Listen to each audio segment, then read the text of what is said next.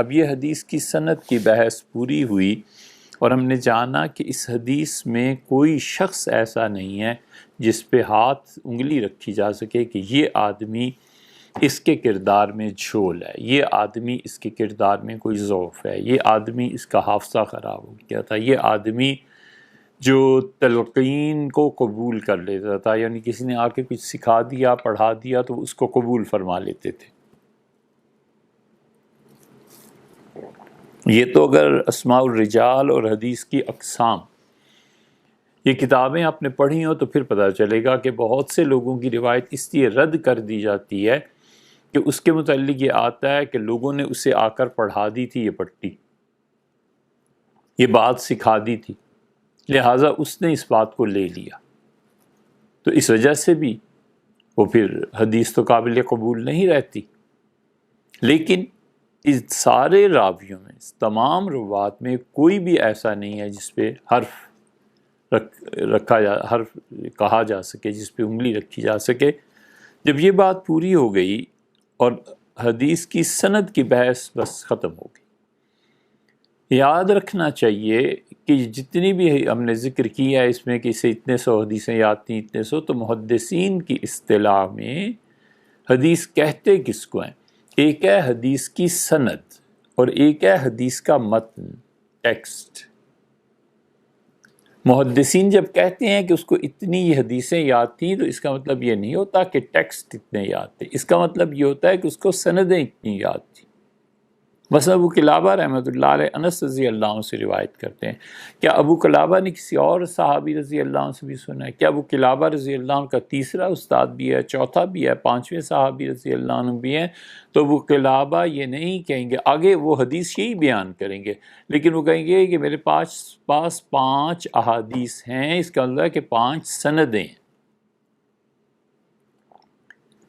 اب حضرت ابو قلابہ رحمۃ اللہ علیہ سے اس حدیث کو کس سے سنا؟ امام بخاری رحمۃ اللہ علیہ یہاں لائے ہیں کہ ان سے اس حدیث کو ایوب سختیانی رحمۃ اللہ علیہ سنا۔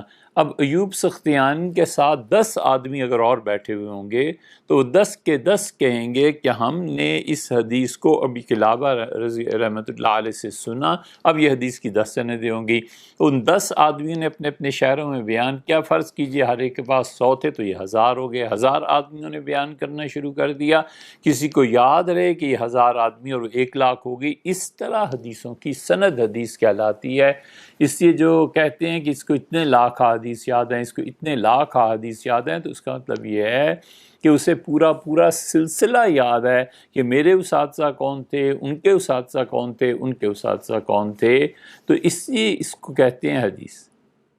اور افسوس یہ ہوتا ہے کہ جو لوگ حدیث پہ انکار کرتے ہیں اور جو حدیث پر اعتراضات کرنے میں پیش ہیں، ان میں سے اکثریت یہ جانتی ہی نہیں ہے کہ حدیث کا محدثین کیا مطلب کیا ہوتا ہے۔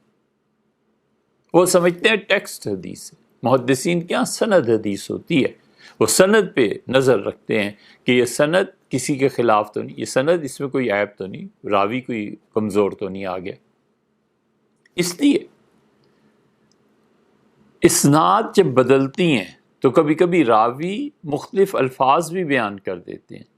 یہ کس دن انشاءاللہ آپ کے سامنے عرض کریں گے کہ یہ جو روایت امام بخاری رحمۃ اللہ علیہ لائے ہیں، اس روایت میں مسلم میں کیا الفاظ آئے ہیں، اس روایت میں نسائی میں کیا الفاظ آئے ہیں۔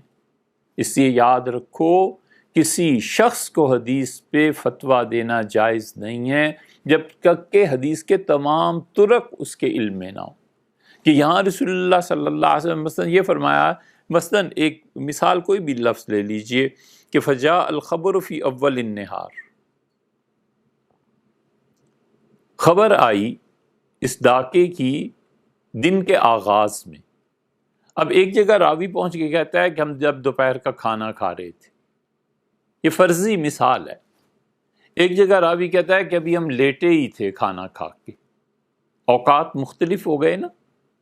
اب جس آدمی کو پتہ ہوگا کہ اس روایت میں فلاں جگہ یہ آیا ہے، اس روایت میں فلاں جگہ یہ آیا ہے، اس روایت میں فلاں کتاب میں فلاں الفاظ آئے ہیں، اس شخص کے لیے جائز ہوگا کہ وہ حدیث کے مطابق فتویٰ دے، اور اگر اس کے علم میں نہیں ہے تو اسے اس میدان میں محنت کرنی چاہیے، کام کرنا چاہیے. اس کے لیے جائز ہی نہیں ہے کہ وہ فتویٰ دے.